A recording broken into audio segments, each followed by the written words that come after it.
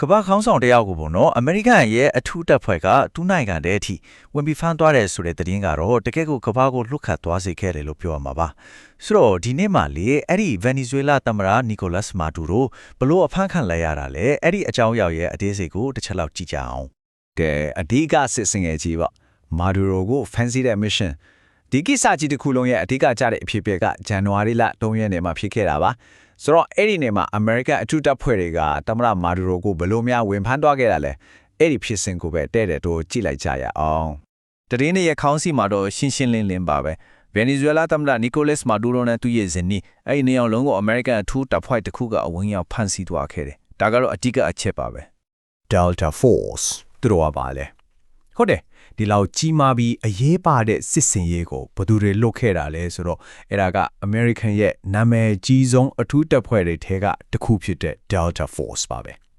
ကဲသူတို့ဘလို့အဖွဲ့အစည်းမျိုးလဲဘာတွေအဓိကလုပ်လဲဆိုတာကိုကြည့်လိုက်ရအောင် Delta Force ဆိုတာကလေ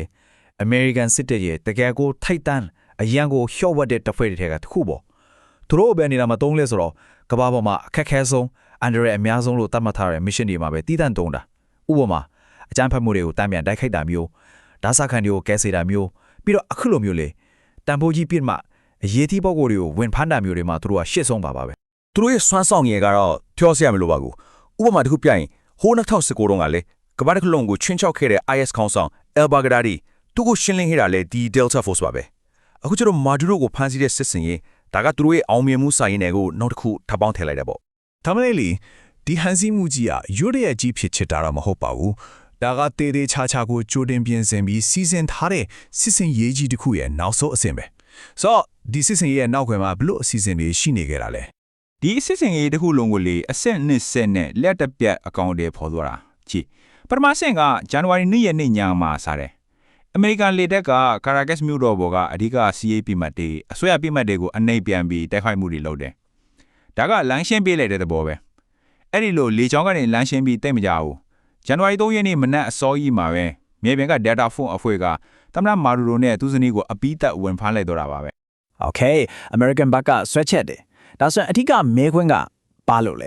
ဲဘာလို့ American ကဒီလောက်အထိပြက်ပြက်သားသားလောက်ရတာလဲနိုင်ငံရဲ့ခေါင်းဆောင်ကိုတောင်ဝင်ဖမ်းရတဲ့အထိဖြစ်လာစေတဲ့အကြောင်းရင်းတွေကဘာတွေများလဲ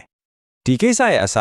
အရင်မြက်ကလွန်ခဲ့တဲ့6နှစ်2020ခုနှစ်ကိုပြန်ထွားရမယ်အဲ့ဒီတုန်းကအထက်ကအမေရိကန်တရားရေးဌာနကမာဒူရိုကိုမူရဲ့အကြမ်းဖက်မှုဆိုတဲ့တော်တော်လေးပြင်းထန်တဲ့ဆွဲချက်တွေနဲ့တရားစွဲထားပြီးသားအခုတော့အဲ့ဒီတုန်းကဆွဲချက်တွေကပဲသူ့ကိုဝင်ဖမ်းဖို့အတွက်အထူးအကြောင်းပြချက်ဖြစ်လာခဲ့တာပေါ့အမေရိကန်အစိုးရရှေ့နေတွေရဲ့စစ်ဆွဲချက်ကတကယ်ကိုပြင်းတယ်သူတို့ပြောတာကမာဒူရိုဟာအမေရိကန်နိုင်ငံထဲကိုမူရစ်စေဝါအများဆုံးတင်သွင်းနေတဲ့ကွန်ရီယာကြီးတစ်ခုလုံးရဲ့နောက်ွယ်ကခေါင်းဆောင်တယ်ဒါကတရားဝင်ဆွဲချက်တင်ထားတဲ့စကားပြတဲ့အတိုင်းပါပဲဒီဆွဲချက်တွေကဘယ်လောက်တောင်ပြင်းထန်တယ်လဲဆိုတာကို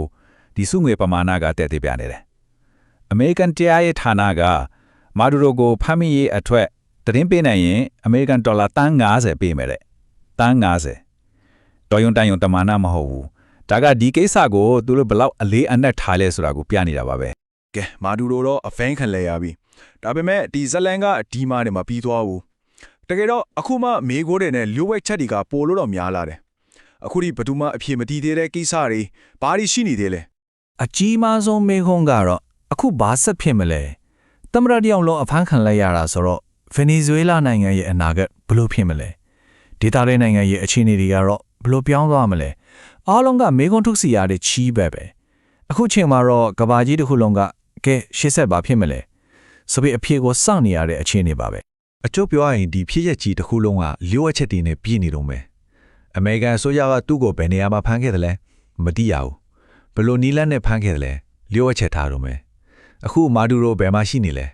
အဲ့ဒါလည်းလျှို့ဝှက်ချက်ပဲသူ့ကိုဘယ်လိုတရားစီရင်မလဲဆိုလဲအစီအစဉ်ဒါကိုလည်းထုတ်မပြောသေးဘူးဆိုတော့ဒီလိုဖြစ်မရှိသေးတဲ့မေးခွန်းတွေကလေဒီဖြစ်ရဲ့ရှေးတစ်ခုတည်းတော့မဟုတ်တော့ဘူးဒါကနိုင်ငံတနိုင်ငံရဲ့အချုပ်အခြာအာဏာဆိုတာပါလဲနိုင်ငံတကာတရားဥပဒေဆိုတာဘယ်လိုဖြစ်စဉ်လဲဆိုတဲ့ပိုကြီးမားတဲ့မေးခွန်းတွေကိုပါစဉ်းစားစရာအဖြစ်နဲ့မေးခွန်းထုတ်ကြံရစ်စီခဲ့တာပါပဲ